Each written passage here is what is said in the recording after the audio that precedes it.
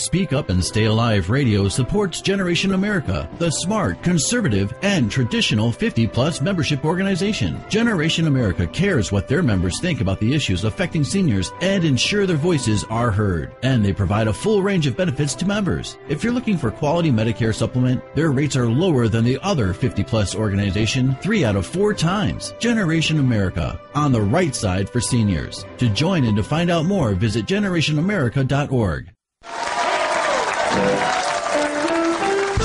Welcome to Speak Up and Stay Alive Radio, how to survive hidden healthcare and hospital dangers with author, speaker, and your host, Pat Rulo. Pat has over 20 years experience as a professional public speaker, and for the next hour, she's going to be your healthcare and hospital survival guide. Each week, you will say, oh, as Pat exposes and explores little-known hospital hazards, delves into the deep waters of dangerous healthcare practices, picks the brains of her good-looking and influential guests, all guaranteed to keep you and your family safe in today's fragmented healthcare system. The Speak Up and Stay Alive radio program is intended to advance health literacy by making you aware of healthcare and hospital dangers. The program is for informational purposes only and is not intended for use as diagnosis or treatment of a health problem or as a substitute for consulting a licensed medical professional. Participating as a program listener, guest, or caller should not be considered medical advice. References to any entity, product, service, website, or source of information should not be considered as an endorsement. And now your host, Pat Rulo. I can't bear again no more, baby. I got too much pride. But I'll survive. Hello, I'm Pat Rulo, and I'm so happy you joined us today. For this next hour, I will be your hostess, your healthcare navigation hostess, where I will serve you a generous helping of everything you need to know to help you and your loved ones stay safe during any doctor or hospital visit. Who am I? I am you. I am every person who has ever been in a hospital or doctor's office and has received less than acceptable treatment.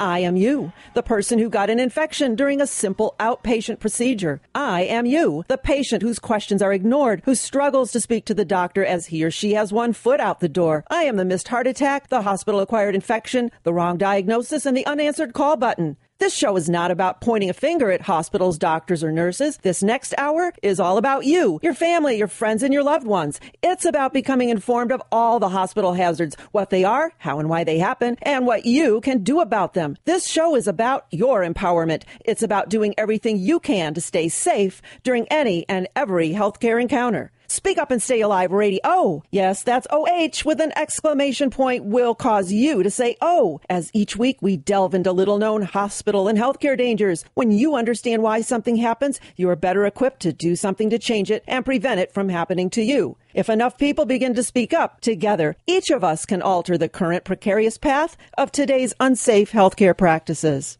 Well, today is an exciting day for us. It's our Phoenix, Arizona debut on radio station KKNT, AM 960, The Patriot.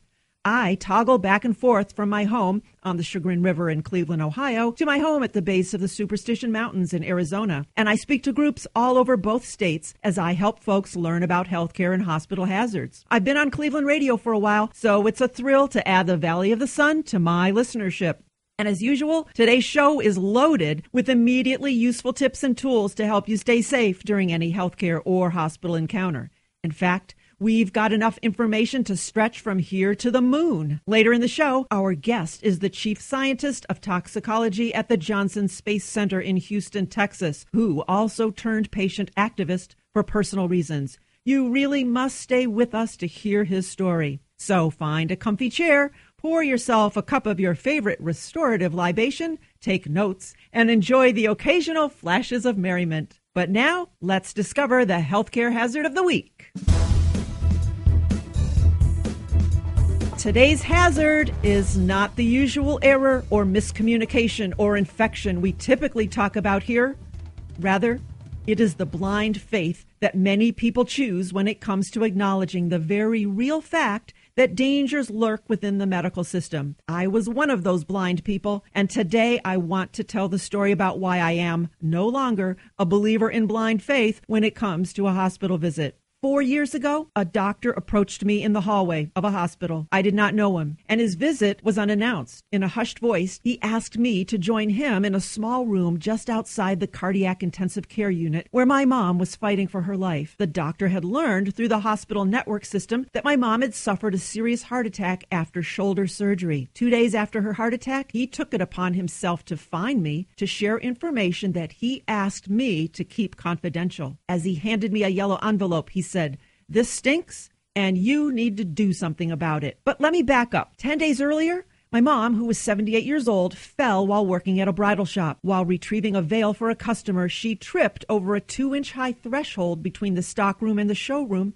and crushed her shoulder. Repairing it called for surgery. On the morning of her procedure, her blood pressure was 80/55. She complained of not feeling well. The assistant anesthesiologist, who, by the way, had his license suspended a few weeks later for stealing anesthesia drug waste to support his own drug habit, looked at the head anesthesiologist with concern in his eyes and said, "What about the blood pressure reading?" She ignored him. Despite Mom's warning signs, the shoulder surgery took place. I sat in the waiting room from 5:30 a.m. until 10:15 when the surgeon came out and said that Mom was in recovery and that I could see her in 45 minutes. Well, 11 o'clock came and went. The surgeon and his assistant left the hospital and entered the parking lot. And at noon, I questioned the woman at the reception desk, and she told me that Mom was in pain management. Finally, at 1:15, I was allowed to enter the recovery room. Mom's skin was pale gray. She complained repeatedly, "I don't feel good. I don't feel good." And when asked where she felt pain, she pointed to her chest. With that,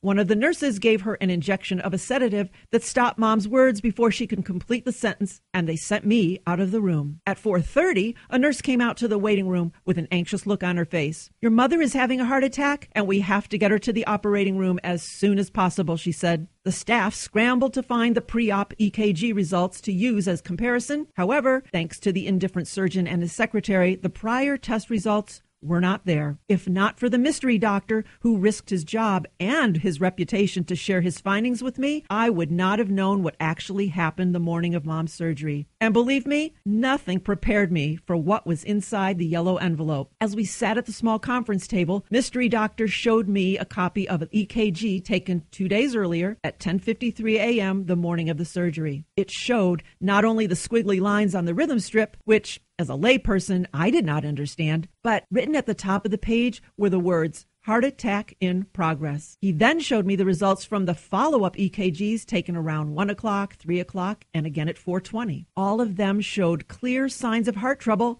yet everyone missed the diagnosis. In the days and weeks that followed, it became apparent that the hospital was well aware of the potential for a wrongful death lawsuit if Mom were to die, and they bent over backward to offer special treatments and surgeries. I was in an interesting position in that I knew all the details of the undiagnosed heart attack, and yet no one knew that I knew. This allowed me to observe the behavior, watch body language, and have pointed conversations with subsequent surgeons, doctors, and hospital staff. I took this time to gather information to complete the facts surrounding the grievous mistake. And so began 4 months of Mom's repeated brushes with death, all because of human error, ignorance, and carelessness on the part of the hospital and its staff. For example, a friendly but overly talkative nurse accidentally administered an overdosed epinephrine, also known as adrenaline, instead of the intended drug, the antibiotic vancomycin. This mistake was noted when Mom went into cardiac arrest. And then the shoulder surgeon made it a point to be unavailable.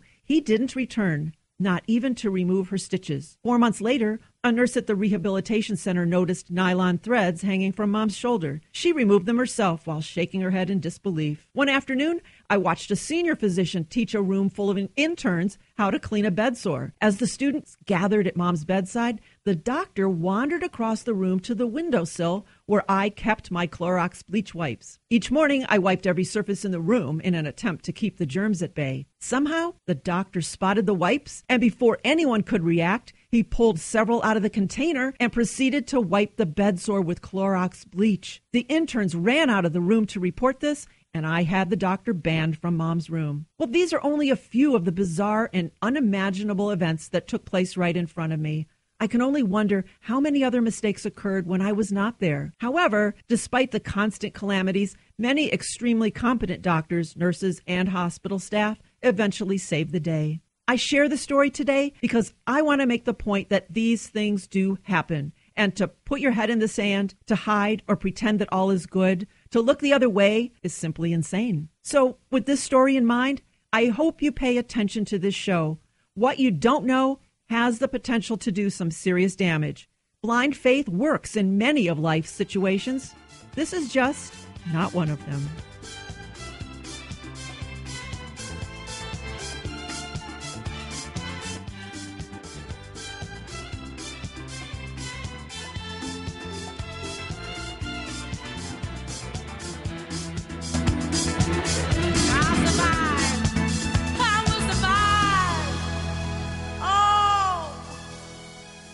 And with that, let's hear some legal news you can use. Listen as I spend the next 2 minutes with Pat Schraff, an elder law attorney at Schraff and King, located on Somme Center Road in Willoughby Hills, Ohio. She always has the answers. Welcome to the show, Pat. Thank you for having me. Pat, what is a long-term care ombudsman? A long-term care ombudsman is a person who will help to represent the rights of individuals who are consumers of long-term care, whether that's at home, in an assisted living facility, or in a nursing home. Who needs to know about a long-term care ombudsman? All those who receive services either in their home, in long-term care facilities, in assisted living facilities, need to know that they have an advocate in the long-term care ombudsman. The long-term care ombudsman is there to help them resolve complaints. I think it's interesting to note that 50% or more of people in nursing homes do not have family members to help represent their rights and help to resolve concerns that they have regarding their care. So this is a voice for the people. Where can we find the ombudsman? The local ombudsman, which is located in Cleveland, represents Geauga, Cuyahoga, Lake, Medina, and Lorain counties. The state ombudsman has offices throughout the state of Ohio, though, so there are regional offices for the long-term care ombudsman in Ohio. If our listeners want to find out more about the long-term care ombudsman, where can we go to get additional information? They can receive information at info@ltco.org or by calling the ombudsman at 216-696-2719 or 800-365-3112. And if our listeners need help with that and want to talk with you personally, how can they find out more information about you and Schraff and King? They can reach us at 440-585-1600 or at our website, www.schraffking.com. Thank you, Pat. It's always a pleasure. Thank you for having me. After the show, be sure to visit the website speakupandstayalive.com for more life-saving information. Purchase the book that thousands of folks like you have already read. It's called Speak Up and Stay Alive.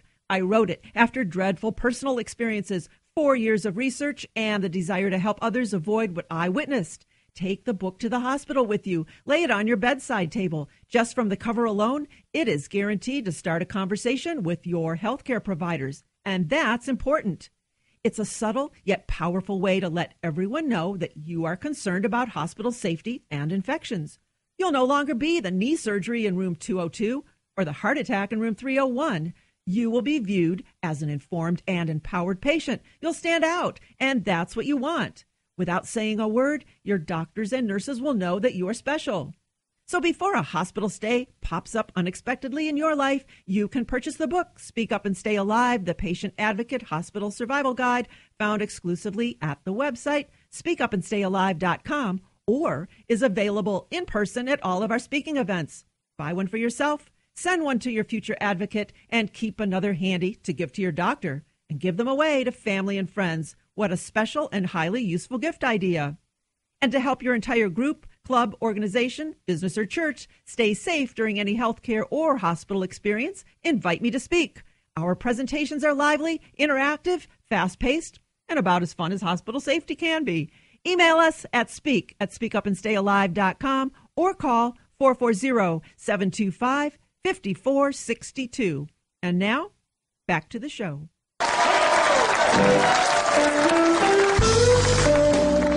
You're You're listening to Speak Up and Stay Alive Radio, where I personally take great pride in bringing you the best of the best when it comes to our guest. And therefore, it is my pleasure to have such a distinguished gentleman with us today. Dr. John T. James is the Chief Scientist of Space Toxicology. He is responsible for the quality of air in spacecraft that carry humans, including the Space Shuttle and the International Space Station. He leads a team of experts who set air and water quality standards for spacecraft and also controls the risk posed by any chemical or compound that could enter a human-rated spacecraft. His current research focuses on the assessment of the toxicity of lunar dust. Dr. James's personal activities center on patient safety advocacy, which developed as a result of losing his 19-year-old son to medical errors. The author of A Sea of Broken Hearts, published in 2007, he also founded Patient Safety America. I am proud and honored on so many levels to have you here today. Welcome, John. Thank you, Pat. Thank you for the kind introduction. Oh, well, you are welcome. It's all true. I'm sad that you even have to be talking about this, but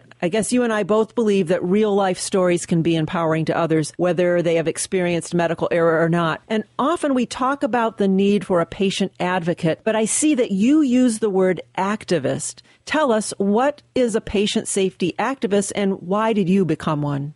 An advocate tends to be someone who looks after a patient in a hospital that might be a family member or something. They advocate for that patient. An activist who's someone who looks more globally, looks at legislation that would make hospitals safer for patients, do a lot of other things, networking, working with organizations, for example, like the Consumers Union, to get the word out that hospitals can be very unsafe places. And so that's what an activist does. We kind of stir things up a little bit. And I became an activist, as you mentioned, because of the death of my son a few years ago. When I looked at his medical record, I realized that his doctors had made several catastrophic mistakes. And I won't go into those now, but they were really heartbreaking to realize that his life could have easily been saved if he had been given potassium replacement therapy. And I'm sad to say that I found some other unethical things they did as well. They never did his cardiac MRI properly. I found that out from a radiologist at the hospital, perhaps 9 months after he died. And I also found out that his medical records had been falsified. And so it was quite a journey of grief and frustration as I tried to work through what actually had happened to him and why his doctors circled the wagons approach to dealing with the events of his death. So anyway, once my grief began to subside a little bit and I could get a grip on what my response was, I started looking at the country in general and realized that my son was by no means unique. Far too many people are victims of medical errors made in hospitals. So I became an activist. And there was also an issue regarding the informed consent form? Yes. Well, the key to not doing invasive testing was to do his cardiac MRI properly. They told us, I was there, they told us that they didn't image what they wanted to in his cardiac MRI, so he needed the invasive testing. What they didn't tell us, and I found out later, was they flat out did the MRI wrong, that actually they had gotten new software, and the technicians that did the MRI had not been trained on it. Oh, my. So they didn't do it right. They never told him that, and they never told us that. So he had to go and do invasive testing, which didn't prove anything because they'd already missed the fact that he was electrolyte depleted. I mean, it's sad enough to lose a child and then yet to find out later on that mistakes were made and cover-ups happened. Yes, yeah, that was, frankly, that was very hard to deal with. In fact, that was harder than the mistakes themselves. You know, humans make mistakes. It's really your response to your mistakes that makes a difference.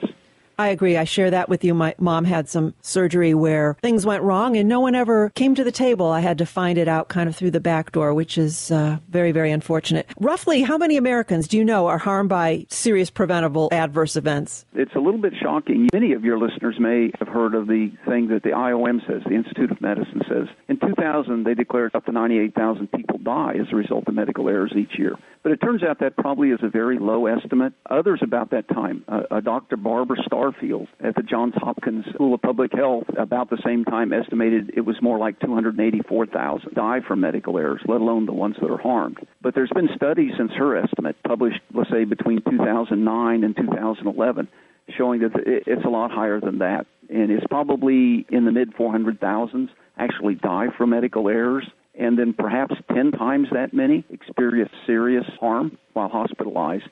And people often don't know that when they're in the hospital. One of the major outcomes of harm is that your hospital stay is extended, which puts you at a risk for a lot more other things that you really would just as soon not get in a hospital. I do want to say here, there are a lot of really dedicated and good people in medicine. And so it's hard to be a really good doctor. It's hard to be a really good nurse. And so I'm not really just blaming the people. It's kind of the way it's all set up, partly the systems, and it's partly the learning that we expect from doctors and so on, and the chaos that goes on in many hospitals.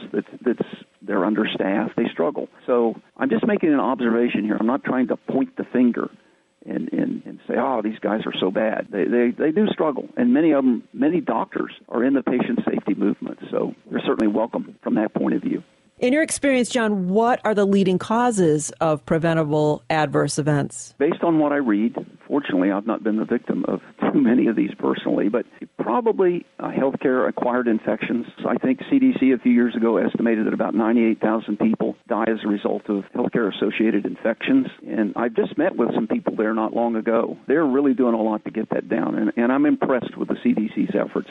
But other things that can happen in hospitals that can ruin your day are things like medication errors. Either the prescription is wrong or it is wrongly administered. And particularly vulnerable are older people. A lot of medications were never tested for safety in older people. By that I'm saying 70 and up. And so to give those medications to older people must be done with great caution. And often it is not. And so medication errors are a big thing in hospitals. Other things like surgical site infections, certainly you have to watch out for that. Infections are often associated with insertion of catheters, urinary catheters into people and so on. Patients really need to be alert for that kind of thing going on when they're in a hospital. And basically you need another set of eyes and ears, because if you're not feeling well, you can't keep track of all of these things. So how would you suggest that a person minimize their risk of being harmed while hospitalized?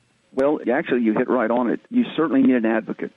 Get a family member who's fairly assertive. You really don't want a shy person, somebody that's willing to get in there and go to bat for you. There was a book published a few years ago by, I think it was Jody Kittle something or other. I'm sorry, I don't remember her name, but she's well known in systems analysis, and she looked at hospitals in a very thorough way and found that the only integrator of care in a hospital is the patient advocate, usually a family member, who will say to the nurses, hey, did you know nurse such and such did this? Or, hey, did you know the doctor prescribed this?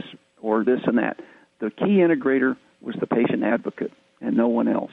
Interesting finding. Other things, if I were going to be hospitalized, I'd certainly check into the quality of the hospital. And now there's a lot more information about that. An organization named Leapfrog ranks hospitals.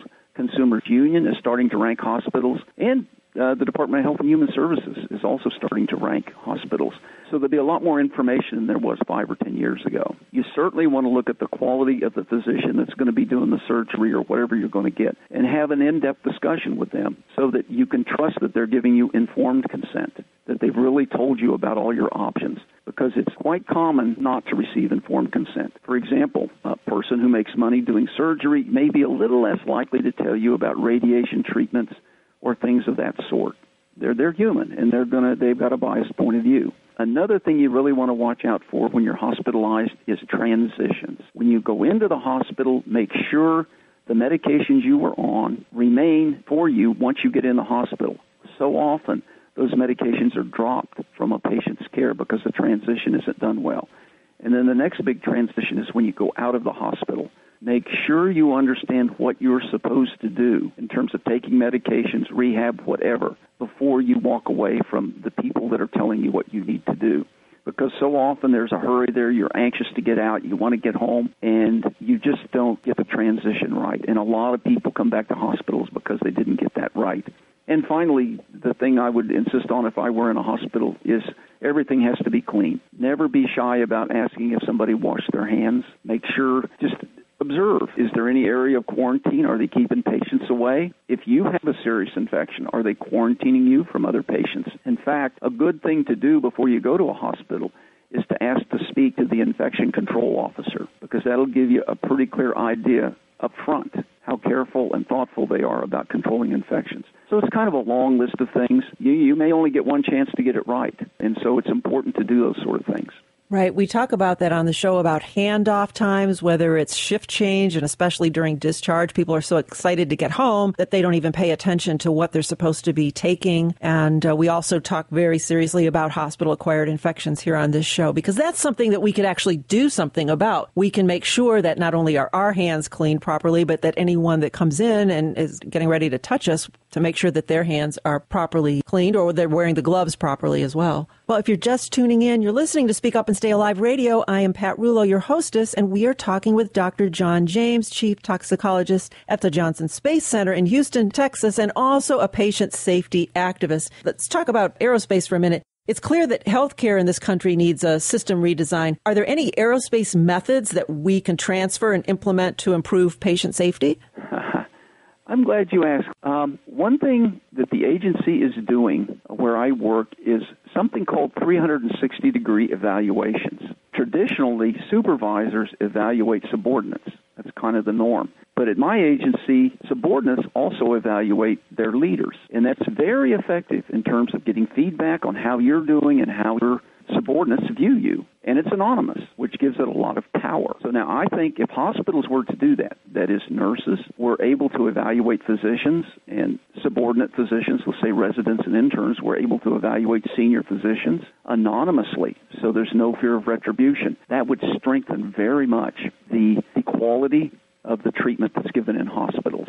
And I will tell you, there's a lot of evidence that the peer review system, that is doctor to doctor in hospitals, is badly broken. And that goes back to some congressional reports generated by physicians a few years ago, where physicians were getting away with all sorts of stuff in hospitals, and their colleagues just weren't cognizant of what they were doing or weren't reporting them. So 360-degree review would be marvelous for hospitals, I think. There's a book you may be aware of called Unaccountable, just written by an MD. But in that book, at a large meeting of physicians, he asked openly if any of them knew of a colleague that posed a danger to their patients, and every one of them raised their hands. But of course, nobody wants to rat on a colleague. I would have a hard time ratting on my colleague. And I will tell you, the knowledge changes each year in medicine are just overwhelming. And so to really be a good doctor, you've got to spend a lot of time intentionally learning the new stuff. And I'm afraid so many of them don't, because they don't get paid for that. So it's a complex, messy system. But something has to be done to kind of break loose the culture. Right. Well, speaking of books, your book, A Sea of Broken Hearts, has a bold subtitle, Patient Rights in a Dangerous Profit-Driven Healthcare System. What caused you to use those words? Well, as I looked around and read medical literature, I realized that it really is dangerous to be out there being treated in a hospital. I mean, often people are cured and it goes well, but far too often there's harm. So from that point of view, it's dangerous. And I would urge all your listeners to do everything they can to stay out of a hospital. But we all are going to end up there sooner or later. In terms of profit-driven, the medical journals and the people that write in there talk about perverse incentives.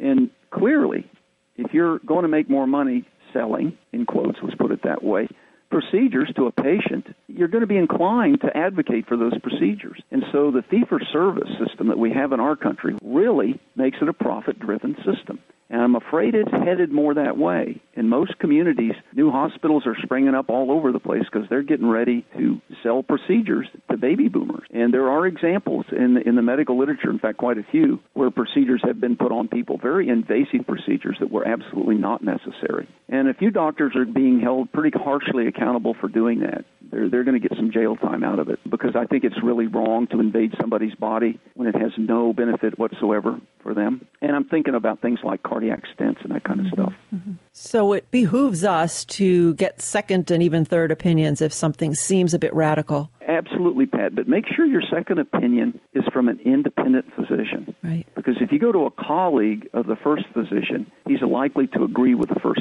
physician. Whereas somebody who's totally independent of the first doctor is more likely to be willing to have a really independent opinion, which is what you want. I read something scary on your website. It said the American Board of Internal Medicine gave heart doctors lifetime board certification in cardiovascular disease until 1990, and then the cardiologist board certified before that year have been grandfathered, which means that they don't have to do anything to maintain their certification? I'm afraid that's true. And I did write the American Board of Internal Medicine, and I asked them, there is voluntary maintenance of certification. I asked them how many of the grandfathered cardiologists actually do this voluntary maintenance of certification and pass it, 1%. Oh, my. Most of them don't bother with it because they're board certified. Why should they have to take an exam? So anyway, something to think about. Well, how can our listeners learn more about you and what you do? Well, they could go to my website. It's PatientSafetyAmerica, all strung together.com. And if any of your listeners are interested in getting my newsletter, I send it out for free. Just go through the website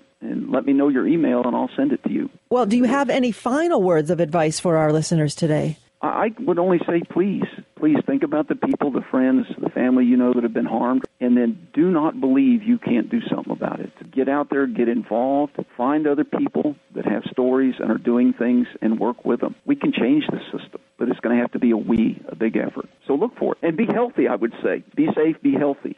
It's a beautiful thing to take something so heart-wrenching as a loss of a child and turn it into a passion to help others. And I'm proud that you are doing that and getting the word out. And my bet is that if you can decipher the toxicity of lunar dust, I'm going to bet that you'll be able to figure out the loony and sometimes toxic healthcare situation.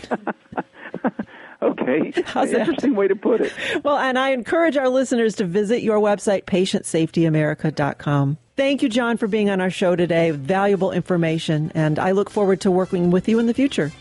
Yeah, thank you, Pat, for having me on. I enjoyed your questions and your dialogue. I wish you Godspeed in all of the things you're doing to try to make the system better. Well, thank you. You as well.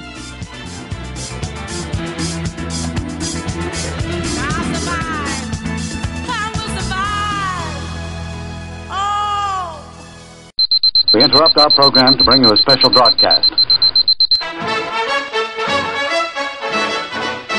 I'll get more lumpy dummy than I ever got from you.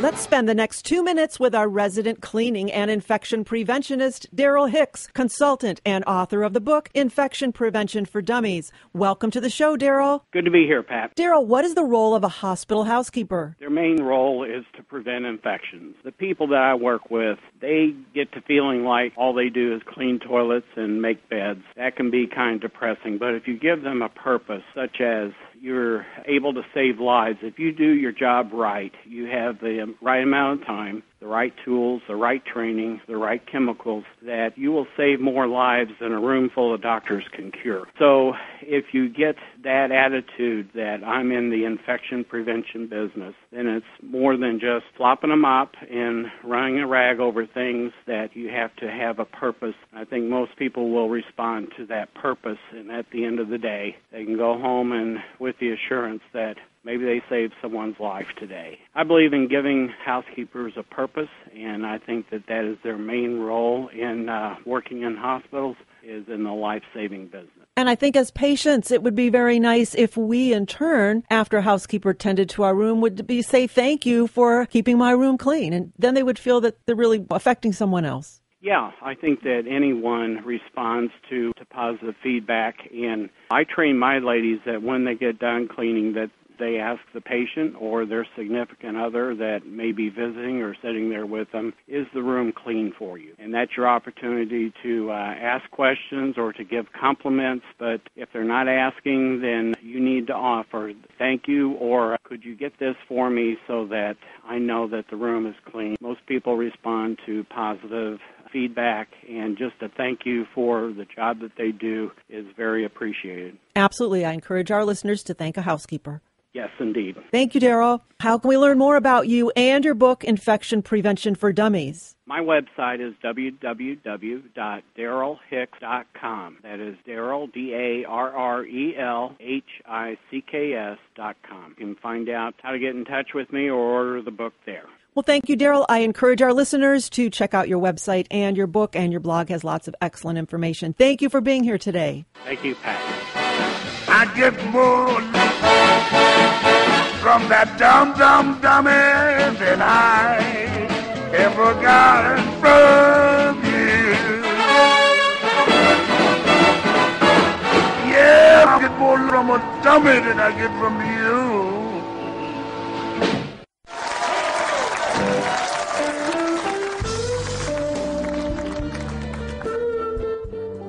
You are listening to Speak Up and Stay Alive Radio. We are growing. Now you can join us every Saturday morning on 2 Cleveland stations from 7 to 8 Eastern on AM 1420 WHK. That's Cleveland's Intelligent News Talk Radio. And from 9 to 10 Eastern on AM 1220 WHKW, The Word. And on Sundays in Phoenix, Arizona from 9 to 10 Mountain Time on AM 960 KKNT, The Patriot. Or listen to us live online from anywhere in the world at the station's websites, which you can find on my website, speakupandstayalive.com. I am your hostess, Pat Rouleau. So happy to spend this hour with you to help you survive any healthcare or hospital encounter. Well, this week's radio opinion poll was about cyberchondria, the internet-induced version of hypochondria, a growing concern among many healthcare practitioners as patients can now research any and all symptoms online and perhaps create a state of medical anxiety. So the question was, is the internet a great resource to help us take charge of our health and wellness, or does it foster dangerous self-diagnosis and create anxiety in people who have little or no medical training? The internet, yes or no? Well, Joe, did we get lots of emails this week? Yeah, of course. Let's start with the first one here from Randy in Orwell, who says,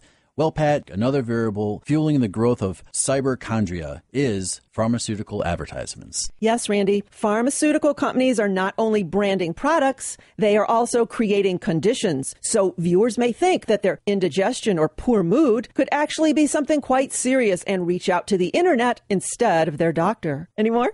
Bobo33 says, I always research my symptoms and concerns on reputable websites. After all, aren't we expected to be better informed patients? Well, yes, Bobo, we are. And you're in good company. I read a study released in February of 2011 that determined 8 in 10 Americans who use the internet look for health information online. That's 80% of internet users. The key here is to go to reputable websites. And I'll talk about that later in the show because I see that Joe is looking so excited to play our Fear the Wheelchair game. Is that right, Joe?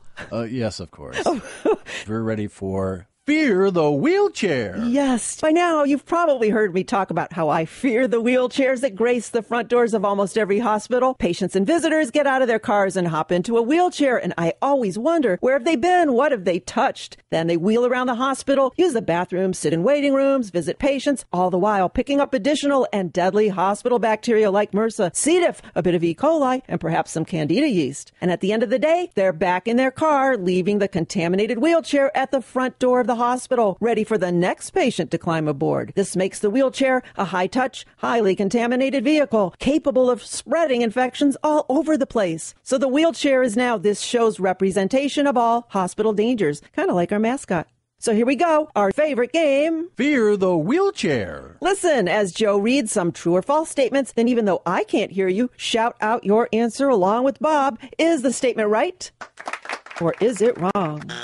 All right, Joe. All right, right or wrong, a shy person makes a great patient advocate. Healthcare providers love quiet visitors. What do you think, Bobby? Oh, I think that's right. Oh, that's wrong. Yes, that is wrong.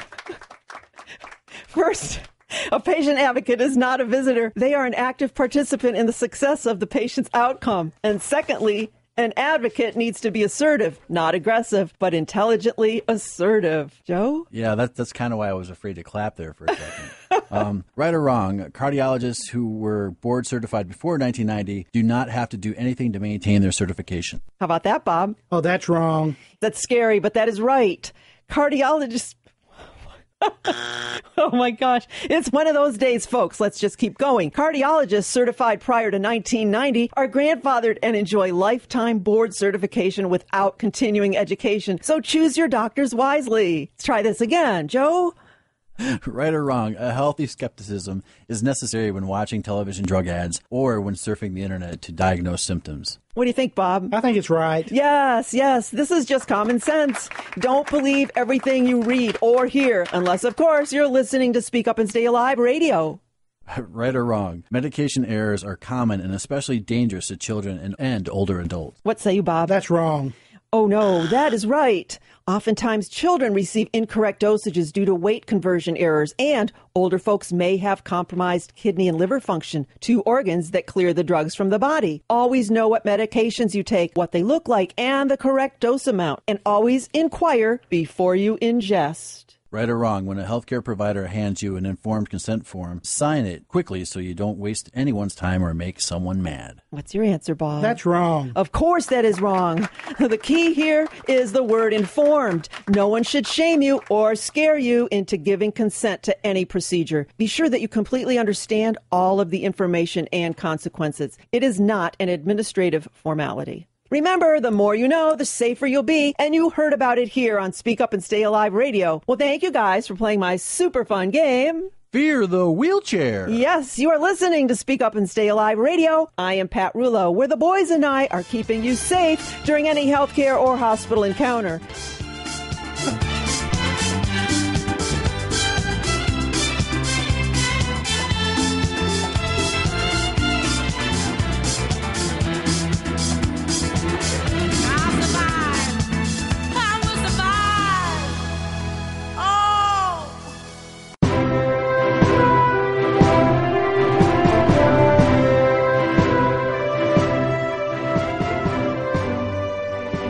Show is about empowering you to do something about the quality of healthcare today, and that includes questioning the relationship between AARP and the current administration. It includes being aware of the fact that this 50-plus organization that supposedly represents the senior voice appears to be nothing more than an insurance company wearing a mask. Fortunately, there is a resource, an alternative that is fighting to restore the American dream, and that is Generation America. Listen as I spend the next 2 minutes with Russ Richmond of Generation America. Welcome to the show, Russ. Thank you. Russ, tell us, who is Generation America? Generation America is a 50-plus member organization that was founded in 2009. The founder wanted to start an organization that was really looking out for the well-being of seniors. He was an ARP member, and when they came out in favor of the Patient Protection and Affordable Care Act, which has had significant cuts in Medicare, he was very upset and felt like someone needed to come out there and really represent seniors and speak up for them. Tell us, how is Generation America different from AARP or other 50-plus organizations that are popping up? There are a number of differences. First, Generation America does offer many of the same types of benefits that other organizations offer, although some don't offer any benefits at all. And one of the things that really sets us apart is that we are not a licensed insurance company as AARP is, nor are we owned by an insurance agent, which a couple of the other senior organizations are. And what really drives it home is that on all of our insurance benefits, we offer many different top-rated carriers to choose from, so you can evaluate coverages and rates and really pick the carrier that is best. And we have many, many testimonials from members saving hundreds of thousands of dollars a year as a result of how we have set up our member benefits. One of the big ones is Medicare Supplement. 3 out of 4 times the rates are lower than what United Healthcare and ARP are offering. So again, it's giving them a choice.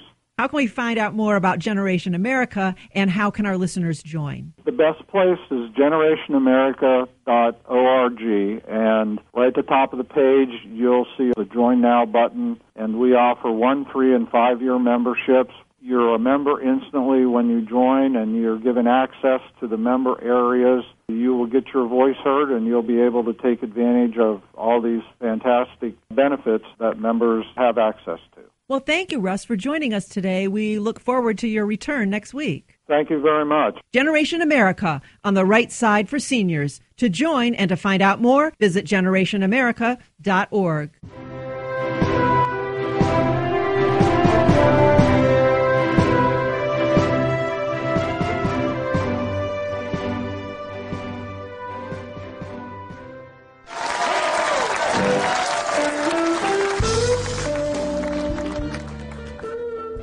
To Speak Up and Stay Alive Radio every Saturday morning in Cleveland, Ohio, and every Sunday morning in Phoenix, Arizona. I am Pat Rulo, your hostess and author of the book, Speak Up and Stay Alive, the Patient Advocate Hospital Survival Guide, available at all of our live speaking events and at our website, speakupandstayalive.com.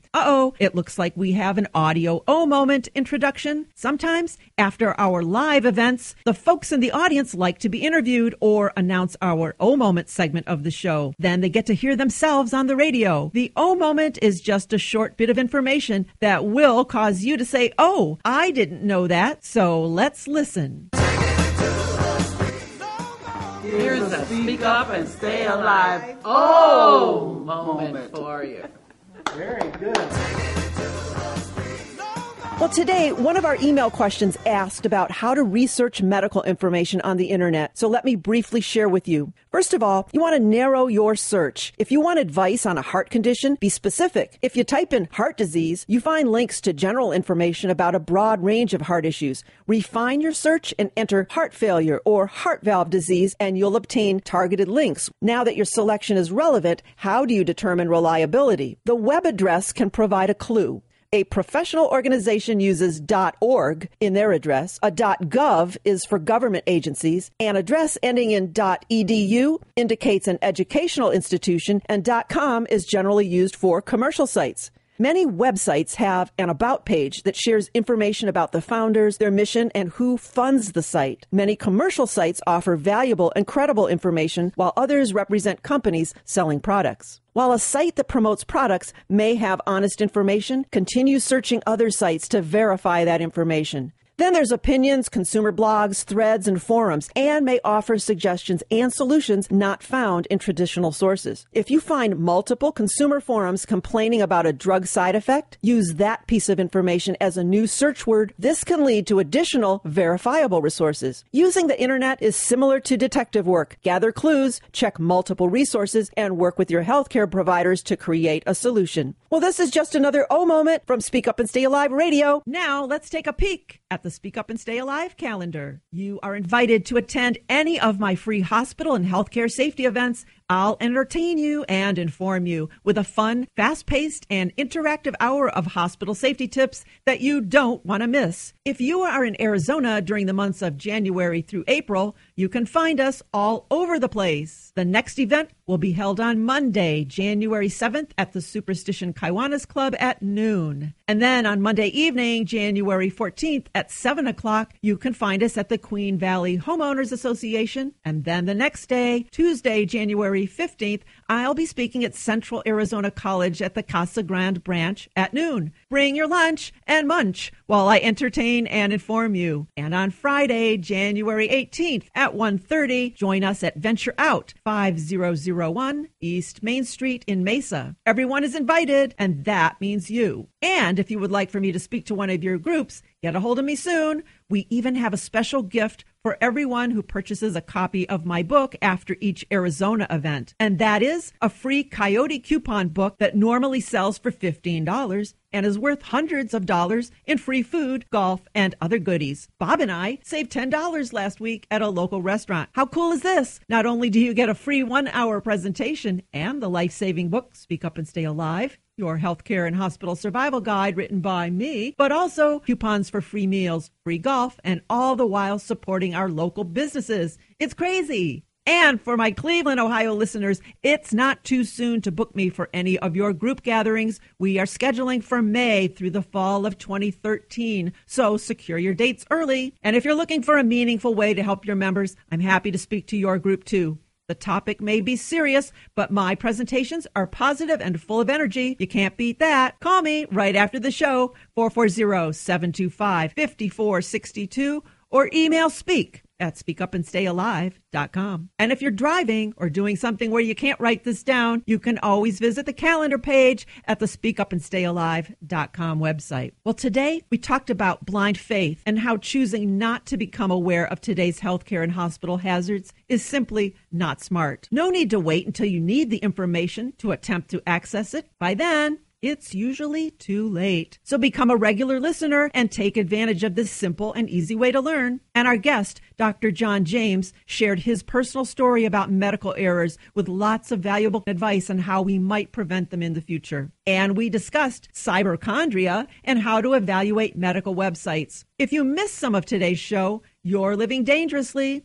Or if you want to replay it for yourself or a loved one or friend in need, simply go to the radio link at the speakupandstayalive.com website to listen to today's program. You might want to do that anyway, just to help you remember more of today's revealing information. Some folks I know are throwing Saturday morning Speak Up and Stay Alive radio coffee hours within their organizations. Start your weekend with an O. Speak Up and Stay Alive Radio. And listen next week as we talk with a local pastor who preaches the importance of healthcare safety and offers his congregation opportunities to learn about these things right alongside his biblical and spiritual teachings. And remember, send us your questions or comments on any topic pertaining to healthcare and hospital safety, and we will read them next week. So mark your calendar for next weekend's show. That's next Saturday morning, where you can find us in Cleveland, Ohio, from 7 to 8 Eastern on AM 1420 WHK, and from 9 to 10 Eastern on AM 1220 WHKW. Then on Sunday morning in Phoenix, Arizona, you can listen from 9 to 10 Mountain Time on AM 960 KKNT,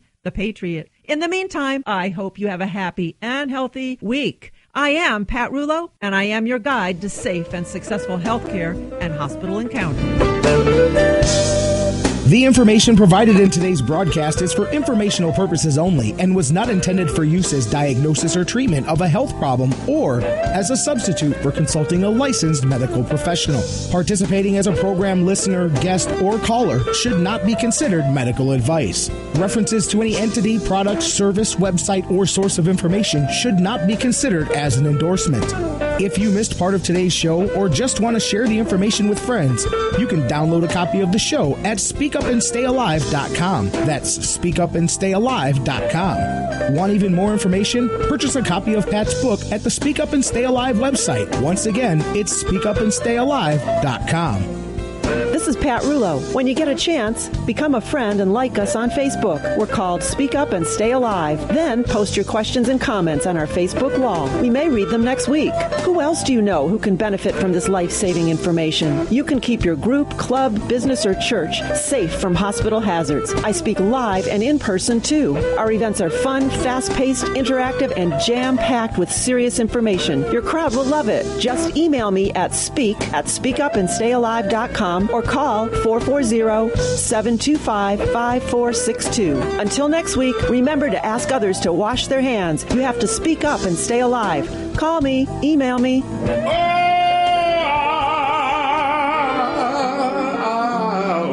Survive.